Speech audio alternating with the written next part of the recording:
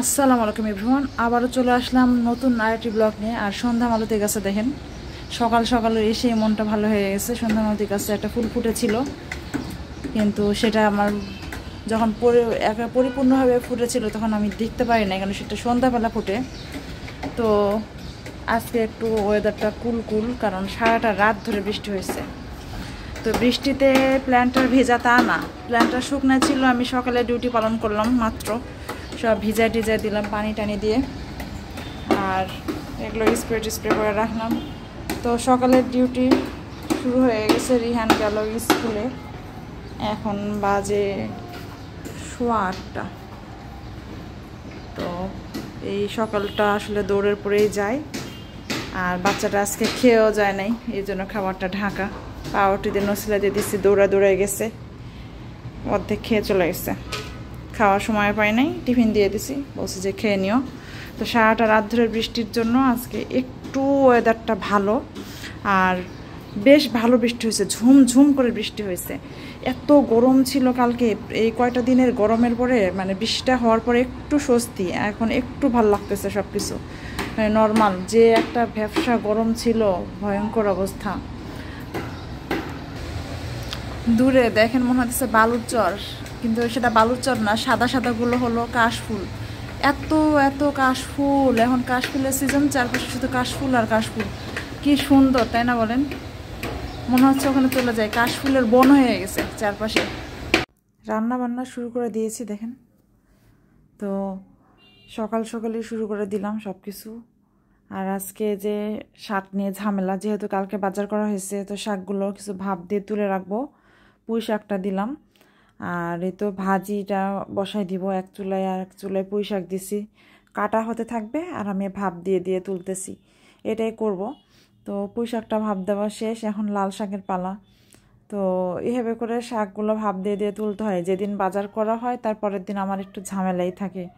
তো লাউটা কাটা হয়েছে, খুব সুবিধার মনে হচ্ছে না। আজকে লাউ দিয়ে মাছ রান্না করতে যাচ্ছি, সিদ্ধ হয় না নাই হয় এখন পর্যন্ত শিওর না, কি যে হবে আজকে এটাই চিন্তা ভাবনা করতেছি। তো লাল শাকটা কিছু ভাপ দিয়ে তুলে রাখবো, আর এই তো ভাজি করে ফেলছি অর্ধেকটা। তো এভাবে করে কাজ এখন মোটামুটি এগুচ্ছে। আর আগের এই যে কলিজা ভুনা, এটা একটু গরম করে রাখলাম এখানে। এর মধ্যে এই যে বক্স করে ফেলছি, মানে কাজ একদিক দিয়ে রান্না করতেছি, একদিক দিয়ে গুছাই ফেলতেছি। একটু ঠান্ডা হচ্ছে, বক্স করে ফেলতেছি, এগুলো ফ্রিজে চলে যাবে।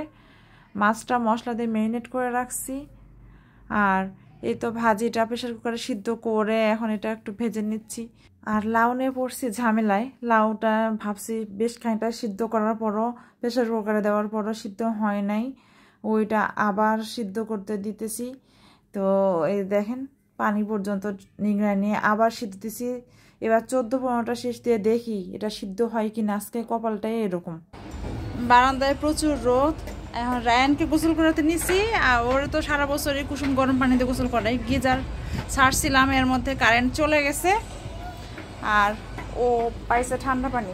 সো ঠান্ডা পানিতে গোসল করছে, করে ওর মেজাজ আসলে খারাপ। হ্যাঁ, পরে ওকে বারান্দায় বসায় কাপড় টাপড় পরালাম, বলে আমাকে রোদে দাও। রোদে ওকে শুকায় ভাজা করে নিয়ে আসছি ঘরের মধ্যে।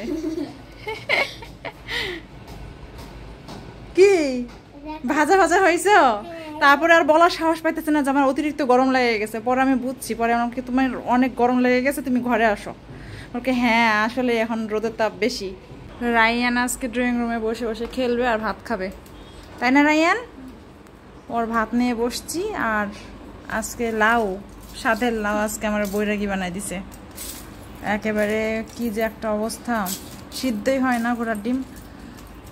14-15টা হুইসেল দেওয়া হয়েছে প্রেশার কুকারের মধ্যে, তারপরেও মোটামুটি খুবই একদম যে সিদ্ধ তা না। দেখেন একটু শক্ত আছেই এখনো, বাজে অবস্থা। হ্যাঁ, কারেন্ট আসছে।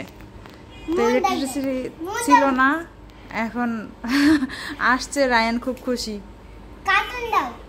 কার্টুন দাও না এখন। রিহানের বাবা অফিস থেকে এখন আসে নাই, আমি 2 বাচ্চাকে নিয়ে একটু বের হয়েছি। তো রায়ানকে একটু কথা দিছিলাম যে ওকে নিয়ে আজকে একটু বের হব। সো বের হয়েছি দুইটাকে নিয়ে। রিহানকে বলছে চলো আজকে তোমাদের খাওয়াবো। তো একটু হাঁটাহুটাও হবে বাইরে, বাইরে বেশ একটু ভালো বাতাস, ঠান্ডা ঠান্ডা বাতাসই। তো তিনজন মিলে হাঁটতে হাঁটতে যাচ্ছি, পাশেই একটু হেঁটে হেঁটে ওদের খাওয়ায় টাওয়ায় তারপরে নিয়ে আসবো, এটাই ভাবছি। তো ডিপার্টমেন্টাল স্টোরে একটু আসছি, এসে ওদের দেখেন আইসক্রিম খাবো আমরা এখন। আইসক্রিম কিনলাম, সাথে আরও হাবিজাবি আইসক্রিম কিনলে তো দেখা যায় আর অনেক কিছু কেনা হয় টুকিটাকি। তো চিপসও কিনে নিলাম একটু বাসায় খাওয়ার জন্য। আর আমরা দাঁড়ায় দাঁড়ায় আইসক্রিম খাচ্ছি। আমরা আইসক্রিম খেয়ে তারপর বাসায় যাবো, মানে একটা চিল করতেছি, তিনজন মিলে মজা করতেছি। রিহানের বাবাও নাই। তো হঠাৎ করে ও ফোন দিছে, তোমরা এখন কোথায়? তো বললাম যে এই জায়গায় আমরা আসি। তো ও চলে আসছে, এসে বলতেছে যে তাহলে আসো দেখি। ও গাড়ি থেকে নামলো, নামার পরে যে এখানে পাশে এগুলো সব বিক্রি হয়। আইসক্রিম খাওয়ার পরে আবার আমরা ওই ভাজা পোড়াগুলোও একটু একটু করে টেস্ট করে দেখলাম আসলে, যে নেক্সট টাইম কিনলে যাতে এক্সপিরিয়েন্সটা থাকে। সো একটু একটু করে সব খেলাম, বেশ ভালোই ছিল খাবার টাবারগুলো। খাওয়া দাওয়া করে যে বাসায় আসছি, এসে তো জিনিসপত্র সব কাউন্টারের উপরে দেখেন। আনছি চিপস, ওই রকম কিছু কিনি নাই, চিপসই কিনছি শুধু আজকে। তো বাচ্চাদের আবদার কে কোনটা খেতে চায় ওটা। আর রিহানার বাবা অফিস থেকে আসছে, ওর বক্স টক্সগুলো, লাঞ্চ বক্সগুলো সব কাউন্টারের উপরে। তো এগুলোই সব বের করতেছি। রায়ানকে বললাম যে রায়ান তোমাদের চিপসগুলো সব নিয়ে যাও, চিপসগুলো ভাইয়াকে দাও, নিজে রাখো, আমাদেরও দাও। তো এগুলো কাজেও খুব আগ্রহ হয় সবসময়। আমাদের এখন রাতের খাওয়া দাওয়া গ্রিন টি আর এগুলো খাবার দাবার চলে আসছে, নাস্তা। রিহান ঘুমাতে যাও না কেন বাবা? খাবে? তো সবাই একটু ওর জন্য দোয়া করবেন, কালকে ওর ম্যাথ অলিম্পিয়াডের ফাইনাল রাউন্ড। নাইট পার্টিতে ও ইনভাইটেড আজকে। আমার কথা শুন, কালকে কালকে দিন হয়ে মামা মামি আসবে। কালকে দিন হলো মামা মামিটা আসবেন না, তারপরের দিন হইলে মামা মামিরা আসবে। আমি সামনে কথা আজকে আমি কি সামনে যাচ্ছি, মা বাবার সাথে একটা জায়গায় যাচ্ছি, মানে মা বাবার জায়গায় যাচ্ছিলাম। একটা কোথায় গেছিলা? একটা জায়গায় যাচ্ছিলাম মা বাবার সাথে। মামাদের সাথে না, মা বাবাদের সাথে। হ্যাঁ হ্যাঁ, তখন একটা ছেলে আর একটা মেয়ে খেলতেছিল গুলি, আসল গুলি। তারপর আমার ছেলে লাগছে, পরে দেখে তারপরে উঠে আমার হাতে দেখছি, তারপরে দেখলাম হাতে একটা লাইভা পুতুল।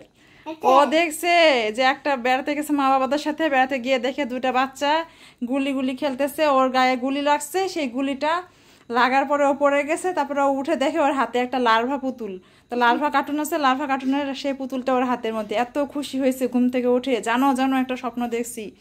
তো রায়ান একটু আল্লাহ হাফেজ যেত আজকের মতো। রিহান একটু আল্লাহ হাফেজ দাও।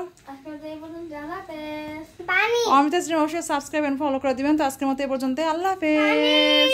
হ্যাঁ দিতেছি।